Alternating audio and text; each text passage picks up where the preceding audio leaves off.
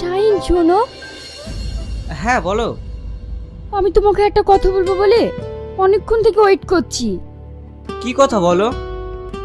কলেজে প্রথম দেখায় আমি তোমাকে ভালোবেসে ফেলেছি। এসব তুমি কি বলছো?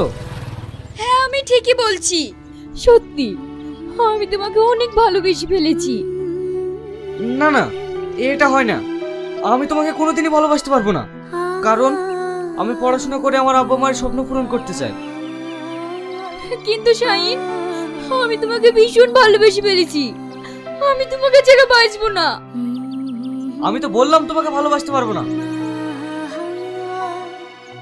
যাচ্ছ যাও, কিন্তু একটা কথা শুনে রেখো, আমি যদি জীবনে কাউকে বিয়ে করি তাহলে তোমাকেই করব। তোমার যা ইচ্ছা তাই করো।